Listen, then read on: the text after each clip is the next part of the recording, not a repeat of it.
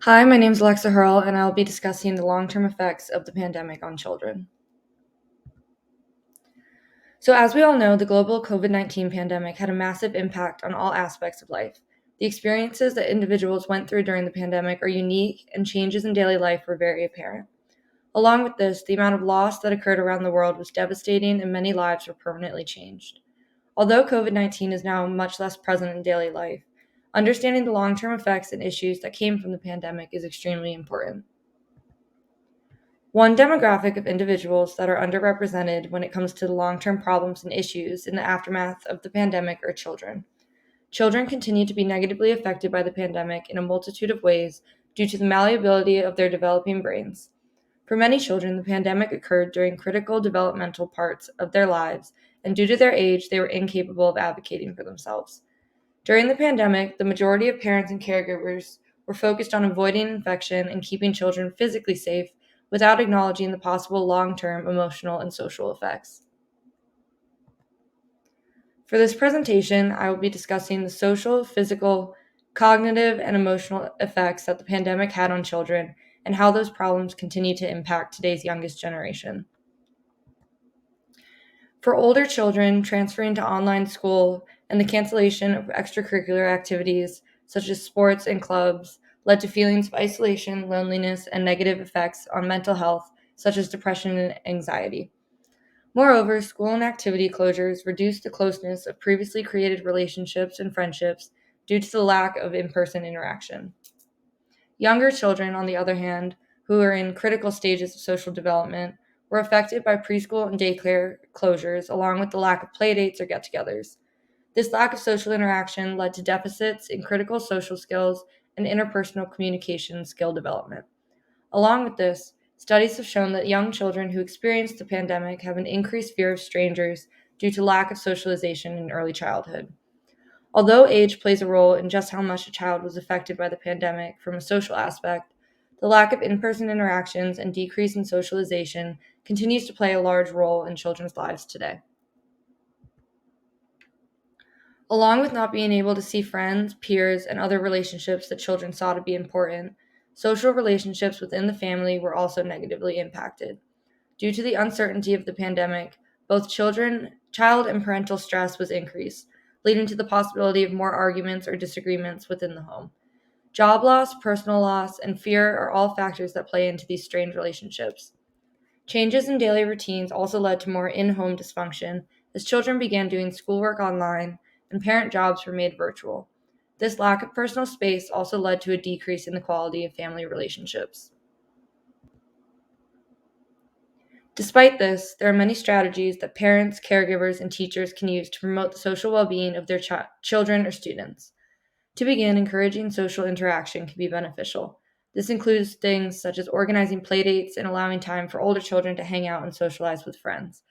Due to the online nature of social media and accessibility to technology, it's also important for adults to be aware of signs of bullying or feelings of isolation from the children they care for. Promoting open communication with children also promotes a sense of safety and confidence. Lastly, adults modeling healthy social relationships allow children to understand empathy, kindness, and respect for other people. Although the majority of this presentation will be focused on the psychological effects that are present due to the pandemic, there are also some physical long term effects that affected the lives of many. So, children with underlying health conditions such as asthma, heart conditions, obesity, and autoimmune deficiency who contracted the virus were at much higher risk than typically healthy children. Contracting COVID increased certain symptoms and put both parents and children in a dangerous position. Many of these excessive symptoms, specifically those with lung and heart problems, did not go away after the pandemic. Specifically for children who are considered obese, one study showed that lockdown had a negative impact on glycemic control of overweight and obese children and adolescents due to the lack of physical activity. For younger children, the pandemic had negative effects on fine motor skills such as writing, holding a pencil, cutting with scissors, or tying shoes, and gross motor skills such as running, jumping, or throwing a ball due to the lack of interactions with the outside world and time constraints from parents who were in stressful situations. A study conducted in Amsterdam noted that children's motor skill development should be closely monitored in the upcoming years, and attention should be paid to individual differences. Although there is not much current research on how these developmental deficits will affect children in the future, these critical times of development in a child's life are important to understand for parents and caregivers. One of the main physical effects that occurred due to the pandemic were major changes in daily lifestyle. Children initially experienced a decrease in participation in extracurricular activities such as sports, music, or art classes, and social clubs. Increased time being sedentary was also experienced due to lockdown, meaning that children spent more time playing video games and engaging in screen time. One case study found that due to the lack of physical access to friends, children become angry, frustrated, and bored, which leads them to the excessive use of mobile phones. Unfortunately, after the pandemic, the reduction of physical activity did not return to normal levels, and children continue to spend more time per day online or in front of a screen. For parents and caregivers worried about their children's physical health after the pandemic, there are many ways to increase health and activity. To begin, reducing the amount of access to technology, such as screen time and TV, allows children to find more beneficial activities. In this day and age, screen time is inevitable, but putting a limit on the amount of time a child spends on an iPad, a computer, or in front of a TV can be beneficial. Improving nutrition in the home is also beneficial. Incorporating balanced meals that include fruits and vegetables along with protein increases a child's awareness of healthy eating habits. Promoting extracurricular interests such as sports will also push children to get involved in activities that are beneficial to them both socially and physically. Lastly, fostering a love for and encouraging the amount of time spent outdoors will positively impact children's health. In terms of cognitive effects, the pandemic led to younger children starting pre elementary and preschool later on than those in prior years. The lack of preschool and social interactions led to delayed cognitive milestones, such as identifying colors, shapes, letters, and beginning to write things such as their name. Ultimately, children who started kindergarten once the pandemic was over were unprepared for what is normally expected from teachers. Many children had never stepped foot in a classroom and were unaware of what was expected from them. Older children, on the other hand, who were used to in person learning, struggled to adapt to remote learning. Less individualized contacts with teachers led to confusion and a lack of personal relationships. Those with learning disabilities, hearing or vision disabilities, or 504 plans lacked resources that would help them be academically successful. Many underprivileged children did not have access to the proper technology needed to participate in remote learning. All of these things led to setbacks in academic success and improvement, along with mental fatigue, leading to negative impacts on memory and attentiveness. A few strategies that could be beneficial to parents and teachers who have children struggling academically could be the creation of consistent schedules for homework or learning. Setting out times of day where a child should be solely focused on schoolwork allows them to spend the rest of their time recreationally and free of stress. Moreover, encouraging creativity and exploration through educational activities, books, and acknowledging special interests makes learning more fun and interactive for children. It's also important for parents and teachers to educate themselves on identifying learning deficits and to not avoid reaching out for extra help, such as tutors or after school programs. Lastly, understanding that all children develop differently and at their own pace is important. Adding unneeded stress or pressure to a child who is struggling will not be beneficial. Children of all ages were affected emotionally from the pandemic. A decrease in mental health was and continues to be evident. Research, Researchers from the Department of Child and Adolescent Psychiatry and Mental Health reported that children reported increases in anxiety symptoms when society had reopened, along with an increase in depression symptoms when society had reopened.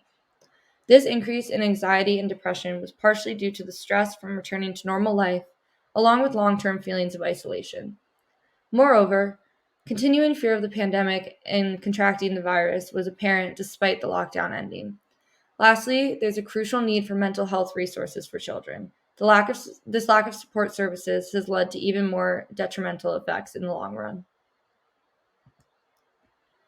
The pandemic very clearly came with much loss on a number of levels, which ultimately affected children.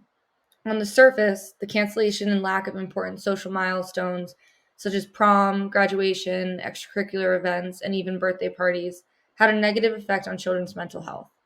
Another aspect of loss was the loss of relationships with friends and peers due to time spent apart. Lastly, on a deeper level, countless children suffered from the physical loss of loved ones and friends who passed due to COVID. Dealing with this grief in a stressful environment had detrimental effects on children's emotional well being. In terms of strategies and solutions to promote emotional well being, parents and caregivers, if able, should promote the use of professional mental health support for children who are struggling, such as a child therapist or a psychologist. Adults should also make an effort to educate themselves on signs of mental struggle in children, such as isolating themselves or changes in behavior. Open communication between parents and children, along with modeling healthy coping strategies, can make huge differences for those who are in need of mental health support. Lastly, and possibly the most important solution, is increasing access to affordable mental health services. This can be done through the creation of in school programs and support groups that are easily accessible for children. In terms of the overall well being of children who suffer from the pandemic, community, family, and social support is crucial. It's extremely important to advocate for those who cannot advocate for themselves due to inability of expressing their struggles or the lack of being heard due to their young age. Society should push for increased affordable and accessible mental health and physical health resources. These can be things as simple as club sports teams that any child can join after school, or as complex as restructuring the mental health institutions as they are currently unaffordable for many. Although the pandemic was recent, it is extremely important to acknowledge and address continuing effects when it comes to the social, emotional, and cognitive health of children. Lastly, society should focus on reducing the amount of blame on children's problematic behavior and instead push for more concrete solutions. Although the pandemic is over, children continue to be affected by its aftermath on social, physical, cognitive, and emotional levels. These negative effects range from small problems such as increased screen time to larger problems such as an increase in anxiety, depression, and other mental health disorders. These effects are multifaceted but important and in need of increased acknowledgement. Due to the recent pandemic, there is not as much research and studies being conducted as other current issues. Due to this, society must emphasize the importance of continuing research, providing education, starting early intervention, and addressing these issues and effects. There should also be an emphasis on a joint effort to increase the attention brought to these problems.